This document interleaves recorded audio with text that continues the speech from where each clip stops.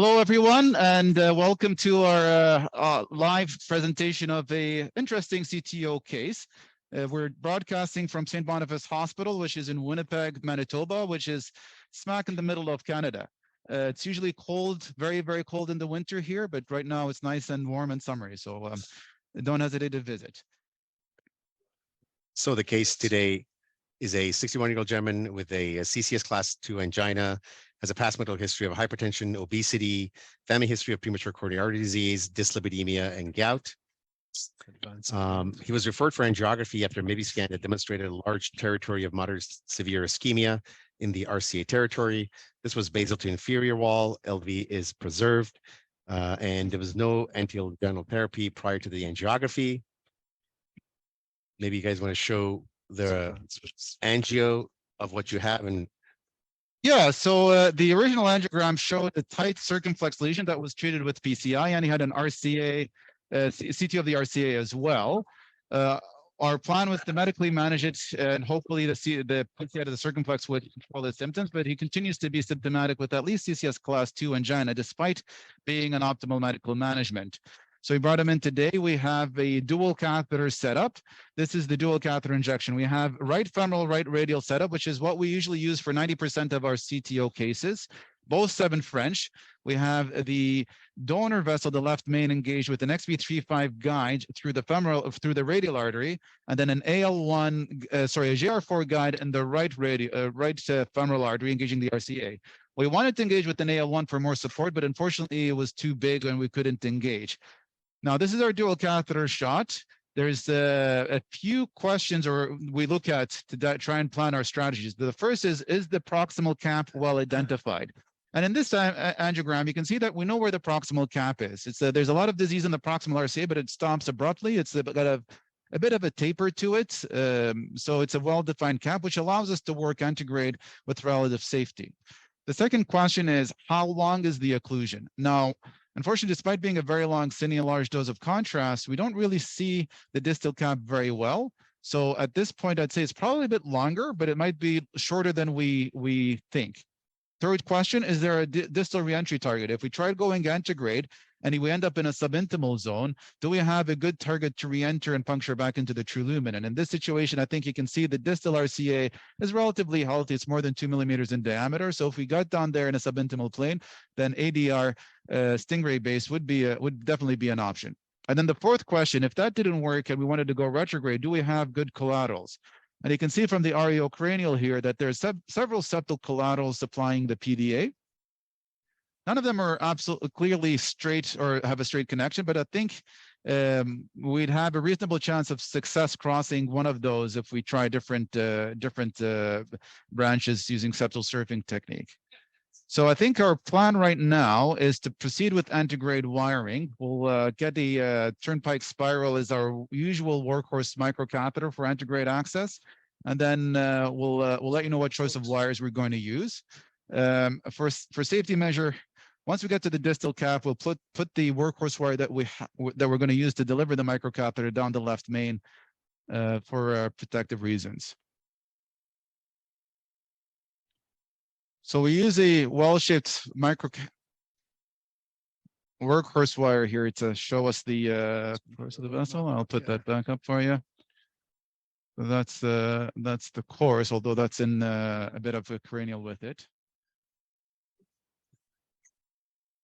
So we're going to put a beamer down the left system just to help stabilize our guide. The guide's been a little bit unstable, so it'll help just give us control and less damping on the left.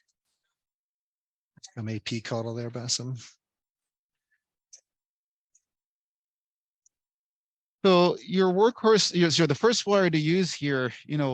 We've moved away from using the Fielder XT or XTA if we don't really see a good hint of a microchannel. We find you could either use an intermediate hydrophilic polymer jacketed wire, such as the Pilot 200 or the Gladius. We do find that they have a higher tendency of going subintimal. We've had good luck with the guys, although they do have a tendency, they can exit the vessel architecture, so you have to be cognizant of that. So far, we think we're confident that we haven't exited the vessel architecture with the wire.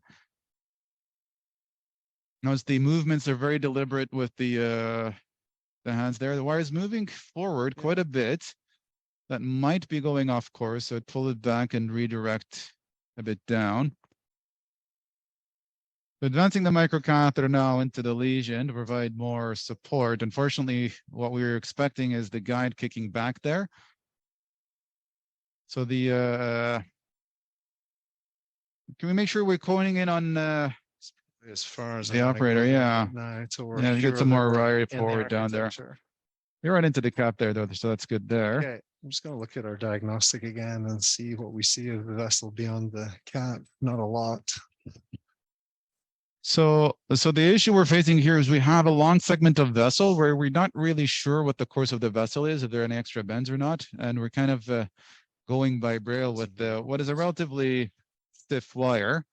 So we're relying a lot on tactile feedback and what we believe to be the course of the vessel. I don't think we're comfortable advancing the microcatheter beyond that because, you know. Retro shot, please, Chelsea, when you're ready. So that seems to be going off course there. So I'm going to pull back and see if I can steer it the other way. Test there, please. Yes, on the assessment. And could we focus on the hand maneuvers here? Good. Not getting as much pacification anymore. Okay. Should probably do a cine here because I'm worried that I'm going off course there now. Okay, do a retro cine there. Start injecting.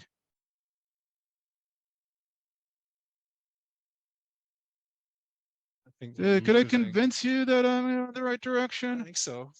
I think we're in architecture. So it looks like it's following the natural curve. So yeah, so I'm not going to advance my microcatheter, but I was going to see if I can make progress with the wire. So it's deliberate 90-degree movements.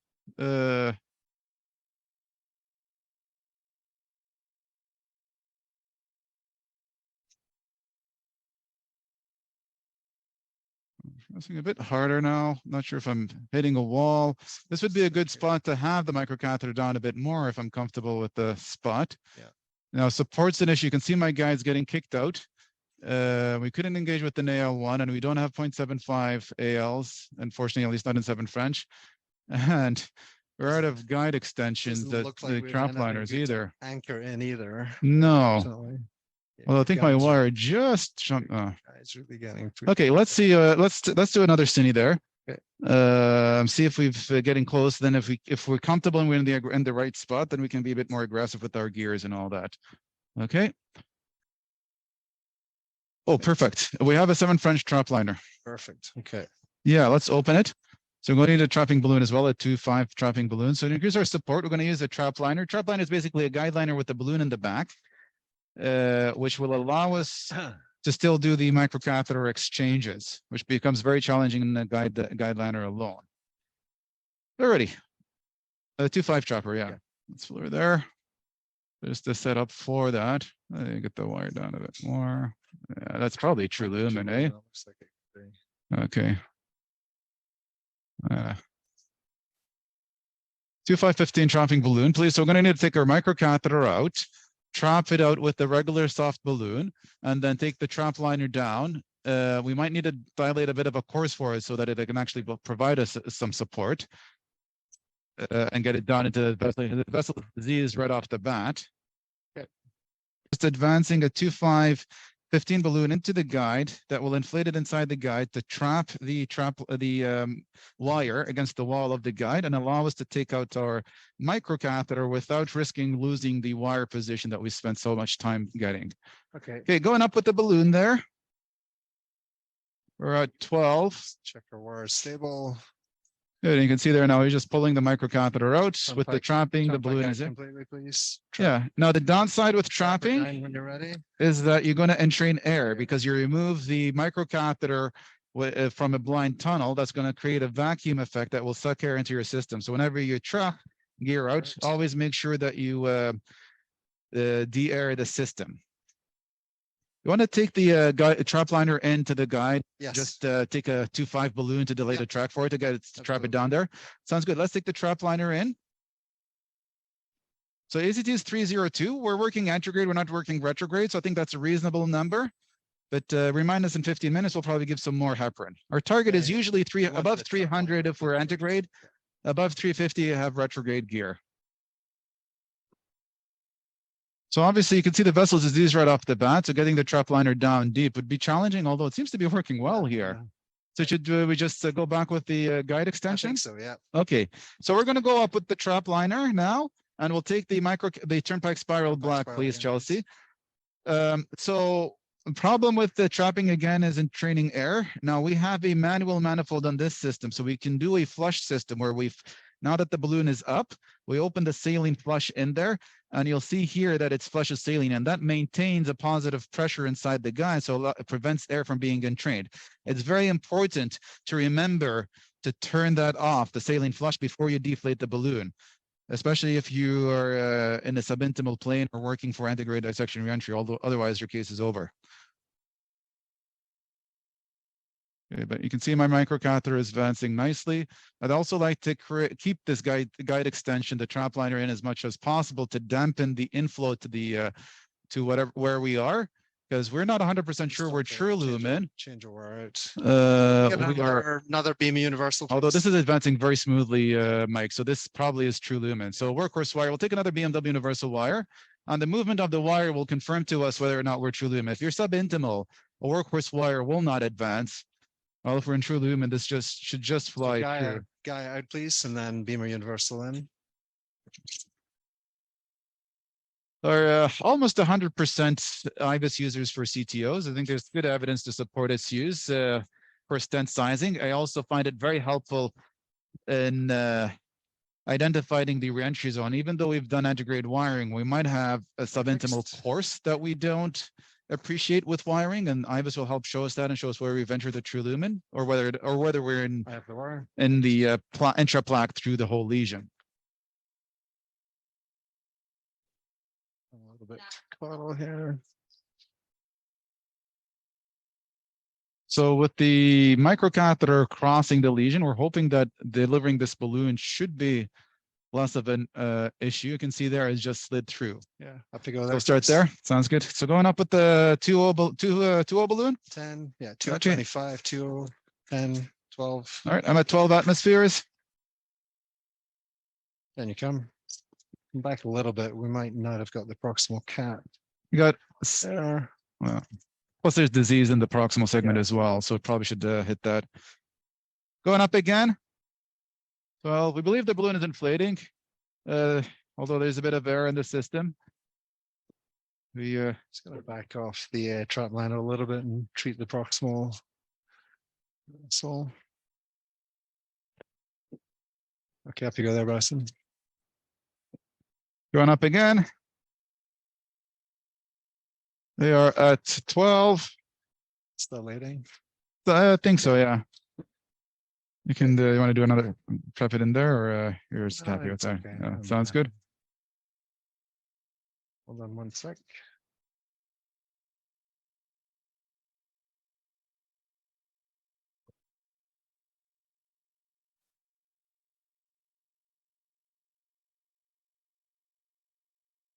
Okay, wires. Let's do just D air here.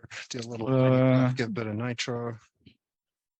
Yeah, it should be okay with there because we did Yeah, we only did give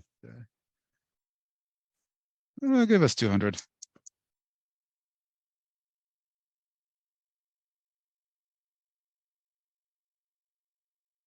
Not much there for saline in the system. That's what we have. Okay. So injection there, fluid there. I'm just going to try and fill the system up for you. Yeah. Okay. Good. And give the nitro there. Yeah. 200 nitro IC. Okay, nitro in. IBIS when you're ready, Chelsea. Right there. So make sure I got the all nitro in. A lot of disease occlusive there. You can see all the RV branches left there. Pull the guy. Yeah, I'm just gonna pull the guy extension back and we'll see. Just give him another 4,000 heparin, please. Pull puff there when you're ready. Yeah, you got flow. Okay. I'm gonna do that as a quick cine there, just Yeah. to show it. So you're kind of wedged there, lots of disease proximally. So we're just gently injecting there. You can see there's flow down there. A lot of disease distally. I'm not sure if that's all real disease or spasm. It's going into a second, first posterolateral branch that's small. Can I get the torque, please, Chelsea? It looks like we have a reasonable, healthy landing zone proximal. Yeah, IV, please. IBIS catheter is going down quite well. Yeah, okay. Right down into the LV, I think. Good. Okay. Okay. So we're distal there. Sorry, I don't know if I'm not sure if you're able to see the IBIS catheter or not, and the IBIS feed or not. But you can see distally, there's quite a bit of disease even where we are. That might be into the smaller branches, but it's not not. 1 second of a look at our last retro shot that we Okay, did. started the pullback Yeah, here. it looks like there's some disease probably at and just beyond the bifurcation. Yeah, see, there's a good healthy landing Yeah. zone, I think. Kicks any there, just see where that is. Yeah, it's just So that's right at the bifurcation there. So we're gonna have to go quite distal. There you can see it's all diseased. They can't see it, eh? Okay, so unfortunately, it seems that this doesn't. We don't have the setup to feed the IBIS into the catheter despite it being slaved in. So we'll have to work on that for future live cases. Good size artery, though, measuring 3 to 3.5, kind of diffuse disease through the proximal mid segment, not too much calcium so far. So it looks like a good landing zone to stent into distally. I think there's probably some disease in the RCA continuation beyond the PD, but we can look at that once we've fixed proximally. Yeah. Moderate calcium there in the CTO. We're in the CTO segment now. Yeah, we haven't seen heavy calcification. We haven't seen more than 180 or 270 arc of calcium. So I don't think we need aggressive prep to treat that. I think we're getting into the guideliner now. Yeah, so we're into the guideliner there. I'll do some measurements there. All right.